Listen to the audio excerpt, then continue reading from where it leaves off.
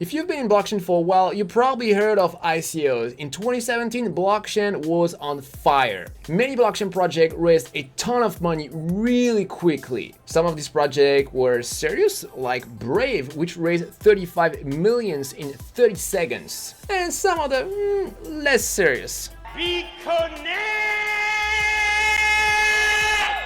Unfortunately, most countries started to consider these ICOs illegal. So that was the end of the big ICO orgy. But in 2020, ICOs are back. But they've changed a bit. In April of 2020, an entrepreneur did an ICO, not for a company, but for himself. He raised $20,000 in exchange of so-called personal tokens. This token will pay 15% of his personal income over the next 3 years. In this video, I will show you how you can do the same things by selling your own personal tokens in an ICO. Quick warning here, ICOs were ruled illegal in many countries. When it comes to personal ICOs, this is a bit of a gray area. This is a new thing. Regulators probably won't care as long as it stays on small scale, but be aware that at some point it might be considered illegal. So if you decide to do your own personal ICO, do it at your own risk and make sure to seek legal advice before starting anything.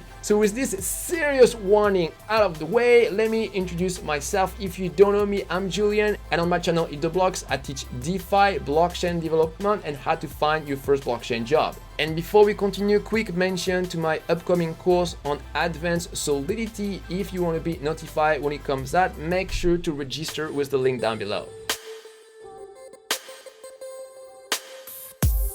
A personal ICO has two stages: the primary market, so that's the actual ICO, and the secondary market after the ICO. For the ICO, investor will pay you in crypto, and in exchange, you will send them the personal token that they bought. The asset that is used for paying can be Ether or an ERC20 token or any asset that you are willing to accept. There is a restriction though. The asset that you accept for payment has to be an asset on the Ethereum blockchain. That's because we are going to code the logic of the ICO in an Ethereum smart contract. And an Ethereum smart contract can only manipulate what's inside the Ethereum blockchain. Side note, nowadays we have innovative solutions for accepting assets outside of Ethereum. For example, you can accept Bitcoin with GNBTC. That's not a real Bitcoin, but that's a token that can be exchanged against a real Bitcoin. The exchange is not done on the blockchain, so you do have to trust the company that manages the project. The ICO is limited in time, and once this is over, this is the secondary market. So in the secondary market, investor will want to trade your personal tokens, so buy, sell, etc. For that, they will need to use a decentralized exchange like Uniswap or Kyber. You are not supposed to intervene in this process except if you see that the price of the token is collapsing. You probably should do something to support the price. Okay, so that's it for the general overview of how a personal ICO works. Next, we need to decide the different parameters of the ICO like price, duration, etc. The people who buy your personal tokens will have the right to a share of your personal income. So the first thing you need to estimate is what's going to be your personal income over the next few years. It's not easy, of course, but if you are planning to be a blockchain developer, you'll probably make at least $100,000 a year. After that, you need to decide how much money you want to raise. So this depends on how much of your personal income you are willing to give out. So let's take the example of Alex. That's the guy who did his personal ICO that I mentioned at the beginning of the video. So Alex is willing to give 15% of his income, capped at $100,000 over the next 3 years. But for the sake of simplification, let's just say it pays annually. So in a spreadsheet, you put the maximum potential payout, so year 1, year 2, year 3. Then you calculate the DCF or discounted cash flow for each payout. $1 tomorrow is worth less than $1 today because of inflation. We also call this the time value of money. So we need to adjust the value of future cash flow, and we use this formula that take into consideration the inflation. According to the IMF, the world inflation in 2020 is 3%. Once we have our discounted cash flows, we can sum everything. The figure you have here is the maximum amount of money that you can raise during your personal ICO.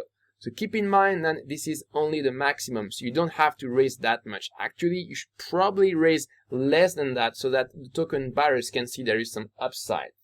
Once you decide how much you want to raise, you need to decide how many tokens you want to sell during the ICO and for which price.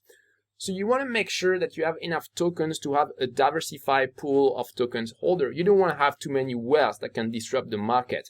So a few million tokens would probably be enough. And then you're going to divide the total amount raised by the total number of tokens and you get your price per tokens. It's also possible to not create all the tokens during the ICO and keep some of them that will be distributed to you in the future, and that will actually give you an incentive to keep the price of the token high. For the ICO, we are going to code together later. We're going to keep things simple and we're just going to create all the tokens during the ICO. You also have to decide the duration of the ICO. 1 or 2 weeks is probably enough. So we have decided the main parameters of the ICO. Next, we need to decide where the tokens will be traded. Since we are on Ethereum, anybody can create a market on any decentralized exchange. But at the beginning, at least, you should probably take charge of setting up yourself the initial market. Uniswap is probably the best option. And that's also what Alex did for his personal ICO. Okay, so now the plan for our ICO is complete. Next, we're going to start coding the ICO. So in this section, I'm going to show you how we can code the smart contract of our personal ICO using the Solidity programming language. So the first step is to understand the architecture of the different smart contracts. So during the ICO, the investor will interact with an ICO smart contract. He will send DAI in order to purchase the token, and in exchange, he will get the token. And the ICO smart contract itself will interact with the smart contract of the token. But you notice that the investor doesn't interact directly with the smart contract of the token. And after the initial ICO is completed, the investor will either interact directly with the smart contract of the token, for example, to transfer his token to someone else, or if an investor wants to sell or buy his token, he can use a decentralized exchange like Uniswap.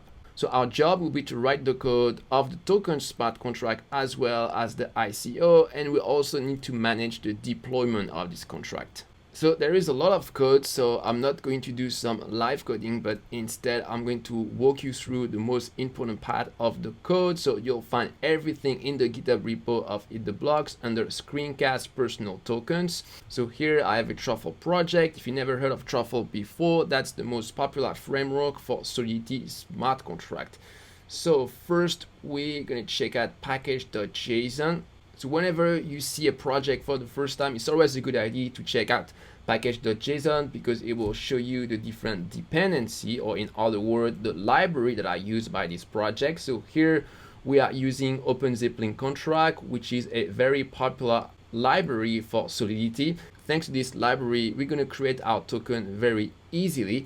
And here we're using a special version that is compatible with Solidity 0.7. Solidity 0.7 is the latest version of Solidity, but if you don't use this special version, OpenZeppelin will only be compatible with Solidity 0.6.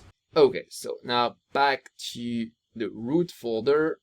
Here in Truffle config, I've also specified that we're going to use Solidity 0.7. So now we're going to go inside the contracts folder. That's where we write our smart contract. So first I'm going to go through token.sol. So that's the code for our token smart contract. Okay, so here I specify the version of Solidity I want to use. After here, I import two things from OpenZeppelin, ERC20 is to easily create our ERC20 token, and SafeMask that allows us to do arithmetic operations, so addition, subtraction, etc. in a safe way.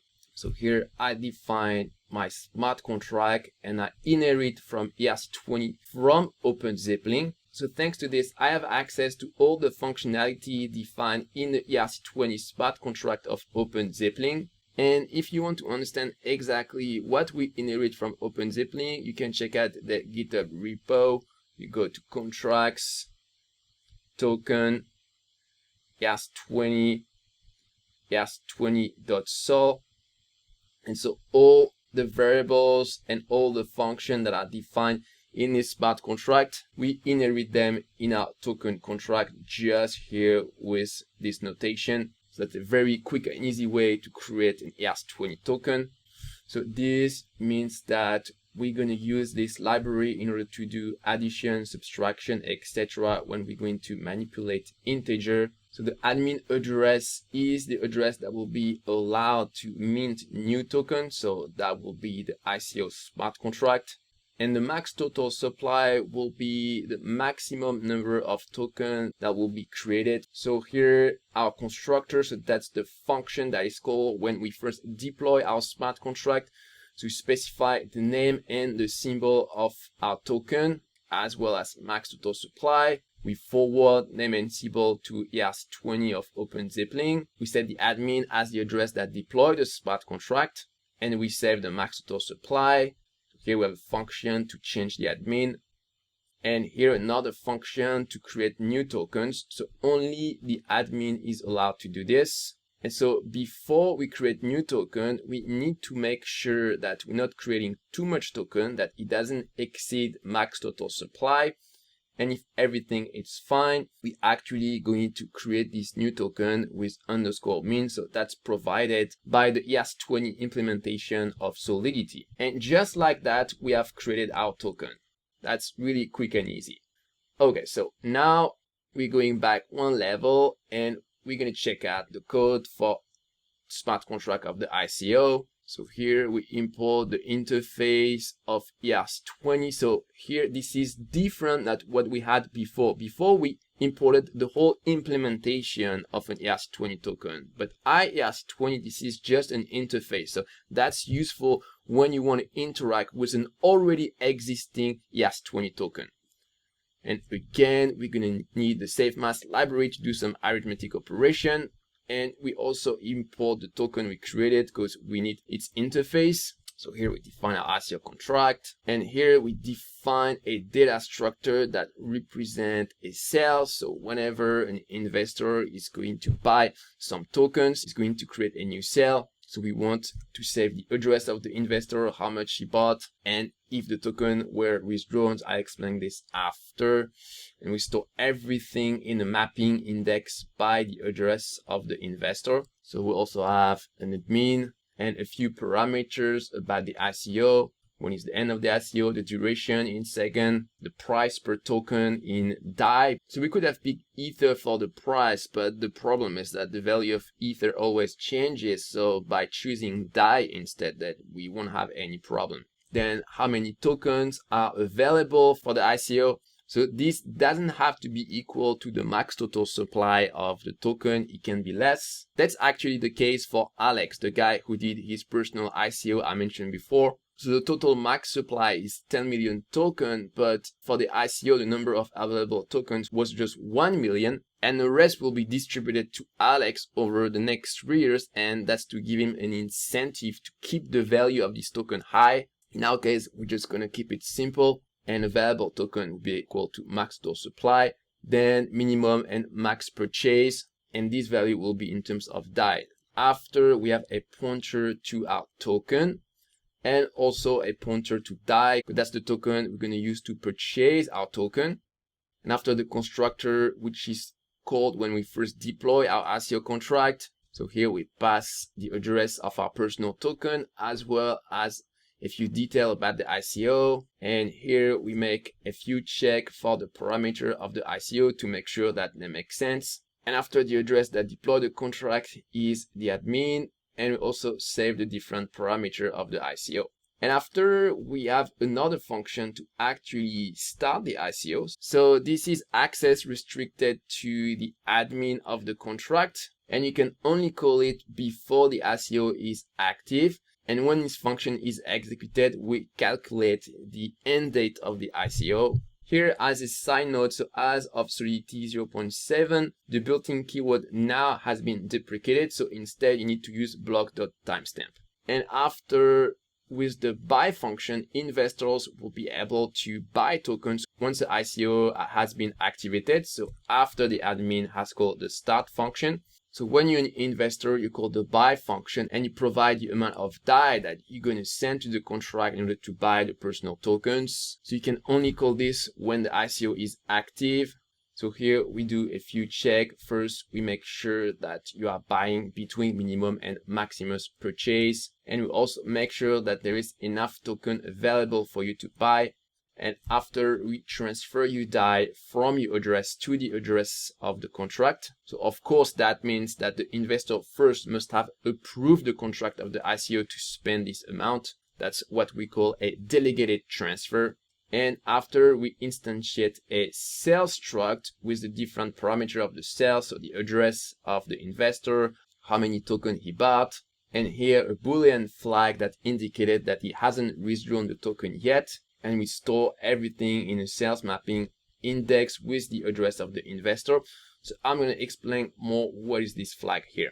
So in an ICO, we have two phases. Primary market, that's when investor do the initial purchase of the token. And after, once this process is completed, this is the secondary market where investor can buy and sell freely their tokens on any decentralized exchange like Uniswap. But we want to have a clear separation between the primary market and secondary market, because otherwise it can be really messy, because maybe that for your ICO, you're going to have a fixed price, but on the secondary market, you're going to have another price. So now people can start to do some arbitrage and it becomes a big mess. So we must not allow secondary trading while we are in the ICO. So that means that investor will not receive their tokens just after their purchase. Instead, we just store a sales struct that record the fact that they have sent a certain quantity of DAI token. And when the ICO is finished, with this entry, they'll be able to actually withdraw their token. So here, when the ICO has ended, so after the end date of the ICO, investor will be able to call this function individually, and we'll do a few checks. First, we check that the address that call this function is actually an investor. We also check that he or she hasn't withdrawn his token already, because otherwise anybody can drain our smart contract. After, we set this flag to true, and we transfer the token to the investor. And finally, here we have a withdraw DAI function. So that's for the admin of the smart contract. Once the ICO is finished, the admin will be able to withdraw all the DAI tokens that were sent from the investor to the ICO contract. This DAI token will be sent to the address of the admin. And after, we have a couple of modifiers that are used in a different function. So that's it for the smart contract of the ICO. That's the most complex one. And after, I'm going to show you the deployment script. So you go at the root of the project, migrations, deploy contracts. So here we import our two smart contract, token and ICO. And after, we export a function, and this function will tell Truffle how to do the deployment. You notice that here I've added the async keyword. That's because we're going to use the await keyword inside. Whenever you use await in JavaScript, you need to make your function async. So here I define the total supply, or actually I mean to call this max total supply. So that's going to be 10 million tokens. That's the same figure that was used by Alex in his personal ICO. So the first step is to deploy the ERC20 token. So we give it a name, we give it a sticker. So for personal token, I've seen this notation. So $ plus your name here. And after, the maximum total supply, and we wait for the token to be deployed. And the second step is to deploy the ICO. So we're going to pass a couple of arguments to the constructor of the ICO. So the address of the token, the duration, this is in seconds, so this is equal to 1 week. Then the price of one token in DAI, this is 0.002 DAI. This is assuming that you want to raise total 20,000 DAI with 10 million tokens. Then here, how many tokens we want to sell. So basically, we're going to sell all the tokens that are available, but it can be less. And here, minimum purchase for 200 DAI, maximum for 5,000 DAI. And after, we need to change the admin of the token so that this is the ICO. the ICO will need this permission because it's going to call the mint function of token, which is restricted to only the admin. And finally, we start the ICO. And so from there, any investor can call the buy function of our ICO, send the DAI, and purchase the DAI tokens. And after the ICO is over, it's time to take care of the secondary market because your investor will want to trade the token. So I recommend to use Uniswap because you can create a market for any token. This is permissionless and it doesn't cost anything to list a pair except for the transaction fee. So you go to the website of Uniswap, you go to launch app, you go to pool, add liquidity, and here you select the pair you want.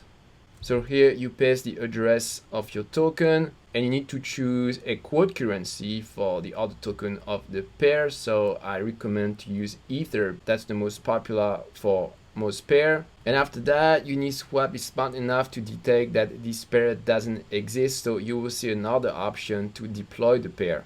So just to be clear, this is the same UI for adding liquidity to an already existing pair and also for deploying a new pair. So you're going to have a pop-up of MetaMask, you confirm the transaction, and after the market for your token is deployed on Uniswap. Easy. So let's recap what you have learned in this video. First, you have learned the different stages of a personal ICO, primary market and secondary market. Then you have learned how to set the different parameters of a personal ICO. And finally, you'll learn how to code the smart contract of your personal ICO. So from there, you can decide to launch your own personal ICO. But as I said before, make sure to seek legal advice to make sure that you're not doing anything illegal. And also be aware that there are a couple of companies which specialize in helping people who want to create their own personal ICO. If in this video you struggle a bit on the part of coding the Solidity smart contract, I recommend to follow my tutorial series on Solidity, where I break down the Solidity programming language in small digestible chunks. A lot of people follow the series and really loved it, so I really recommend it. I'll see you there.